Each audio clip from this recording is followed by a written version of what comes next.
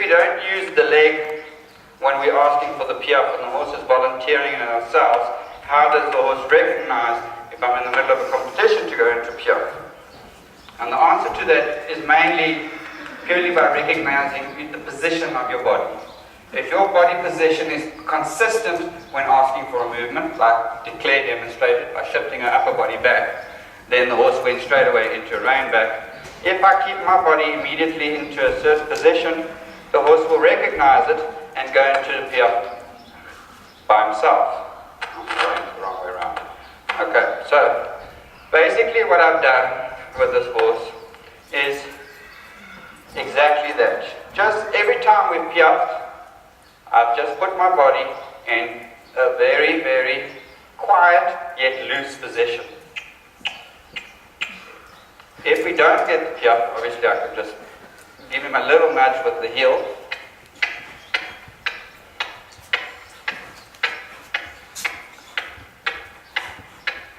And he'll start recognizing it, or he starts understanding it a little bit more.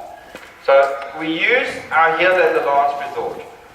We don't, in the piaffe, because we moving while stationary, we can't chase with the hip.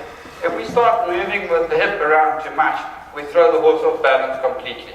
So for a correct or a good, calm piaffe position, we want to become a ragdoll, yet stay tall. So we want to allow the energy to flow through us. We are just a conduit, all right? If you need to use something to ask for the piaffe, then we ask with the heel only, because we want our knee not tight into the saddle, because the minute I tighten my knees into the saddle, my hips go rigid, okay, and I lock any movement.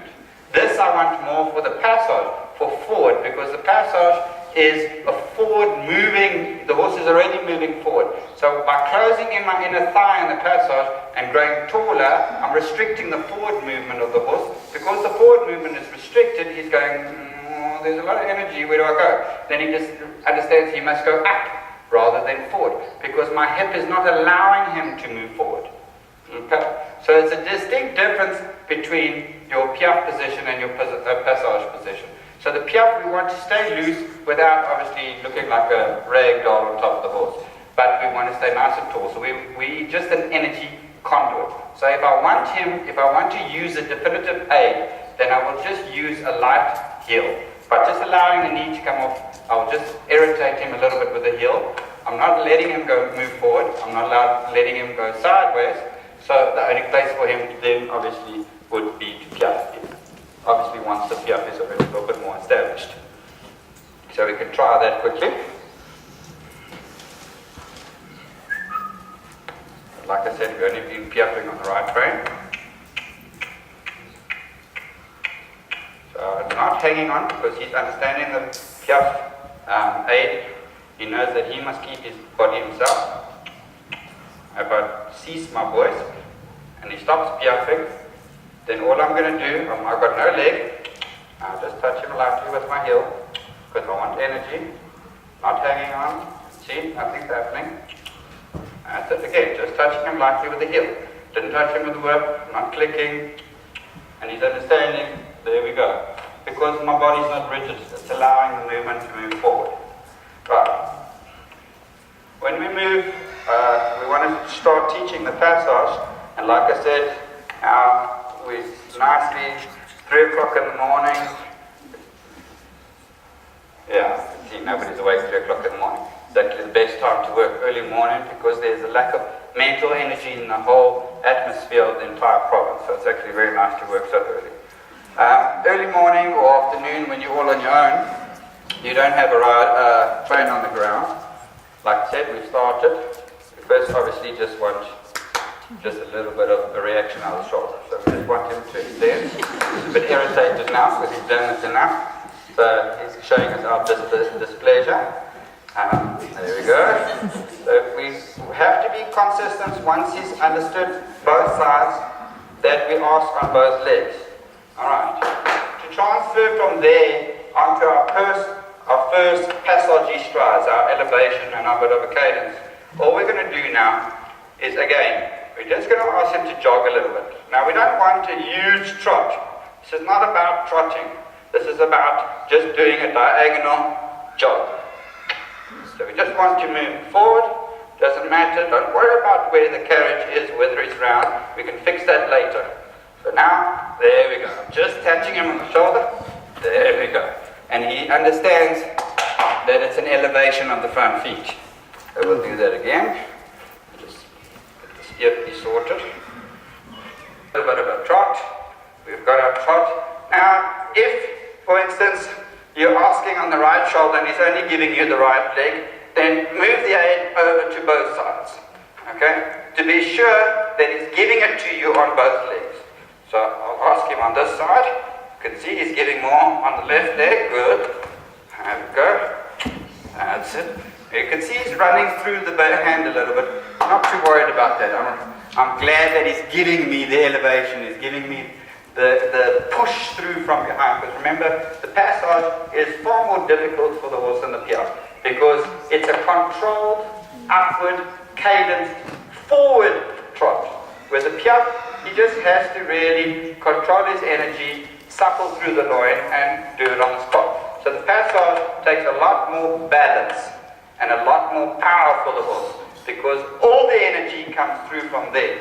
He's not driving himself forward with the front feet. It's all coming through the hind quarter, through the loin, and he has to lift himself up through the trapezius muscle, which is this little triangular muscle just in front of the wither.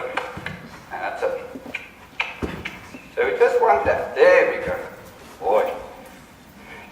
From there, like I showed you in the long range, we can then move to the hind quarter. So now all I'm going to do is exactly the same thing. I'm going to put him to trot.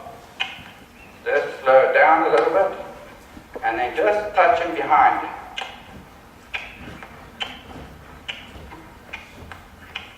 That's it. Good boy. Good boy. And there he's basically understanding it. And it's actually quite stupid, because we've been doing this on the left rein, not on the right rein. Good boy. Right. So again, that's it. Just slow down the trot.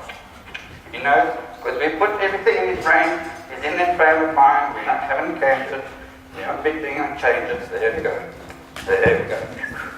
That's it. So it slowly starts getting more and more and more, because if I only wanted one step, I would hold him and I'd praise him after that first step.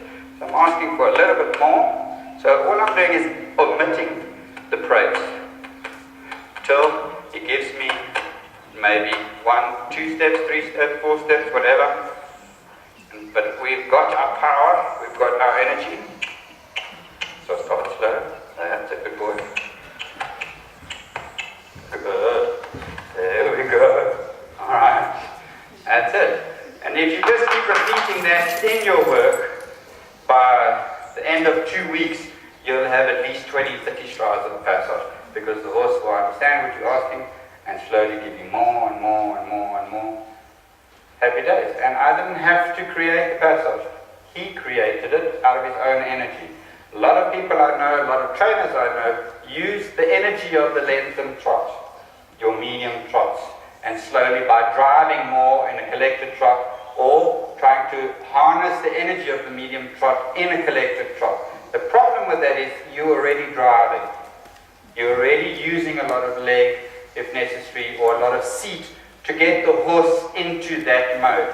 Now the problem comes, as I said earlier, is now the horse decides he's not in the mood today.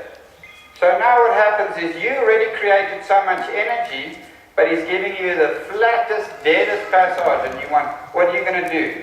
Now you have to all of a sudden, because you've been using so much leg already, now you've got to start trying to zap him more with the spur, use more whip, use more seat. But there's only so much you can use. And then the horse, if he's irritated, ignores you. What are you going to do then? There's nothing you can do. So if the horse has created it himself, and if once we passaging nicely around, and he starts getting a little bit of flat, and only then I use leg, he's going to give me much more. You understand? So I'm the reserve. He's the one who's giving me the movement. I'm the reserve energy as such. And if I never use the reserve energy, then the Piaffe and the passage is just going to go forward and get better and better and better and better. Alright, that's enough for Dimar. You may give him a little.